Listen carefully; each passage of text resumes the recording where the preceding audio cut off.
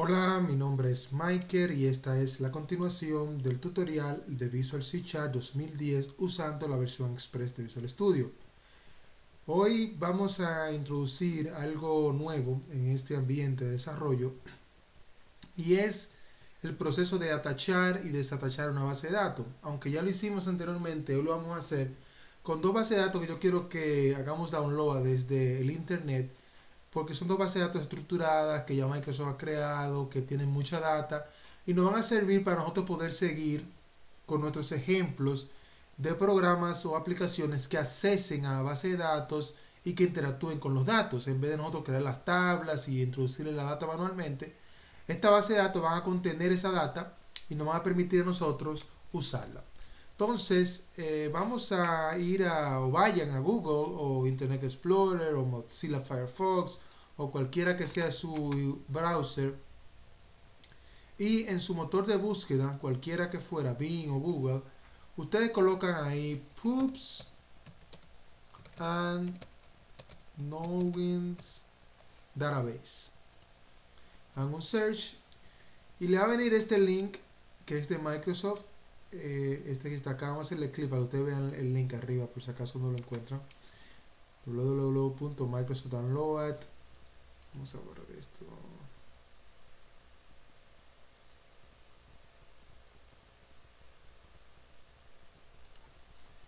Y en inglés, details-23654. Miren aquí el link aquí arriba. Y esta es la base de datos que yo quiero que ustedes bajen. En un inicio es un archivo MSI. Ustedes le van a hacer download. Cuando le hagan download, van a tener un archivito como este. Así. Cuando le den doble clic, él va a querer ejecutarse. Y cuando él se ejecute, él va a crear un folder en el Drive C por defecto que se va a llamar SQL Server 2000 Samples Database. Esos son unos ejemplos de base de datos que se introdujeron cuando salió la versión de SQL 2000, pero no obstante se pueden utilizar en la versión que estamos usando actualmente, que es la versión Express de 2008. Entonces ustedes van a tener algo como esto, van a tener, que es lo que me interesa a mí, dos archivos LDF, uno para Nodewing y otro para Poops, y dos archivos MDF, uno para Nodewing y otro para Poops.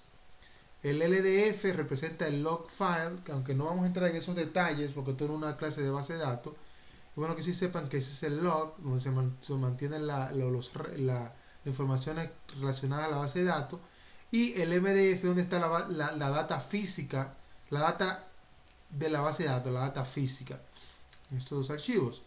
Entonces, básicamente lo que vamos a hacer es atachar eso a nuestra base de datos, a nuestro servidor de base de datos.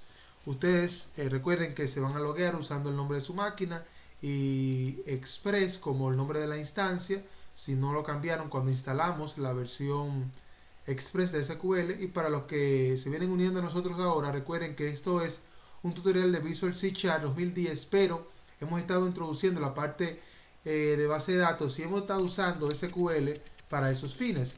En unos videos anteriores explicábamos cómo instalar la base de datos, el servidor de base de datos, y ahora vamos a comenzar a agregar base de datos a ella porque estamos nosotros mismos creándola manualmente para entender lo que son los tipos de datos, las tablas, entre otras cosas. Así que conéctense a su servidor de base de datos y la primera vez que atachamos una base de datos, recuerden que vinimos aquí a base de database y le dijimos right click, attach database, dijimos add, buscamos el archivo, en este caso el MDF, le dijimos OK y le dijimos click y ahí mismo se atachó la base de datos. Aquí en este caso ya tenemos todas sus tablas y todo eso. Es decir, todo lo que tenga esa base de datos, tablas, views, store procedure, demás objetos, ¿no? Esa fue la forma como yo le expliqué anteriormente. No obstante, yo quiero explicarle otro método que es muy útil, sobre todo por el asunto del conocimiento de Transact SQL, es decir, del código, cómo se escriben los códigos. Entonces vamos a hacer esa parte y quiero que presten atención. Vamos a abrir aquí un new query y vamos a escribir el código que se utiliza para atachar una base de datos. Es el siguiente: ejecútame un store procedure que se llama sp underscore attach underscore db. Ok, ese store procedure ya viene con nuestro servidor de SQL y está en la base de datos master. Entonces no tenemos que escribirlo, ya está escrito. Entonces aquí ponemos arroba dbname para representar el nombre de la base de datos que vamos a instalar. Por decir un caso, le podemos poner Michael. Y así cuando se atache a nuestro servidor de base de datos, el nombre que va a recibir esa base de datos va a ser Michael, sin importar que su MDF o su LDF sea Nowens, por decir un caso. Entonces vamos a decir aquí arroba file name 1 es igual. En Transact SQL utilizamos comillas simples para graficar los strings, a diferencia de en C# que utilizamos comillas doble. Hacemos esto en C#, ¿no? Si ponemos aquí un string, pero en Transact SQL ponemos comillas simples.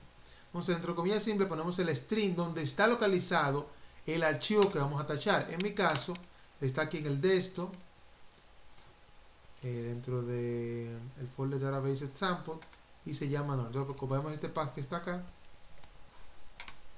ponemos aquí y lo ponemos ahí. Entonces ahí está slash el path y ponemos el archivo de MDF de esa forma. Básicamente eso identifica que el primer file que vamos a tachar es el archivo MDF y se encuentra en esa ruta, y el segundo file que vamos a tachar, vamos a copiar esto, vamos a escribirlo, arroba filename 2 igual, y aquí ponemos la otra ruta. Note que tenemos aquí unas rayitas rojas, y eso es porque no hemos separado con coma cada cosa, la ejecución del store procedure, el nombre, coma, tenemos que poner ahora el filename 1, coma, y ya al final en este no vamos a poner ninguna otra coma cuando terminemos porque no tenemos más nada debajo. Entonces aquí vamos a poner lo mismo, la misma ruta que está aquí, todo igual. Lo único que vamos a cambiar es el archivo MDF por un archivo de tipo LDF, que es el log file.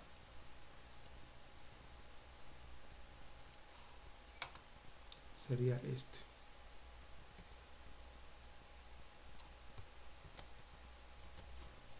Entonces venimos aquí, presionamos este botoncito que está aquí, el parse, para confirmar que nuestra sentencia está bien. Le decía ahorita, si dejábamos esto sin esta comita y lo queremos hacer parse, nos da un error porque tenemos una falta, es que tenemos que separar esto por coma. Entonces básicamente ese es el código que se utiliza para atachar una base de datos. Es decir, es lo mismo que hacer esto, attach, pero lo estamos escribiendo, estamos comprendiendo cómo se hace. Eso es importante, conocer los códigos, qué hace el programa cuando nosotros hacemos algo automático, qué realmente escribe el programa por nosotros. Entonces vamos a correr esto. Miren que se llama Norwin la base de datos MDF, ¿no? Vamos a correr. Ya se terminó de correr. Si le damos aquí refresh a nuestra base de datos,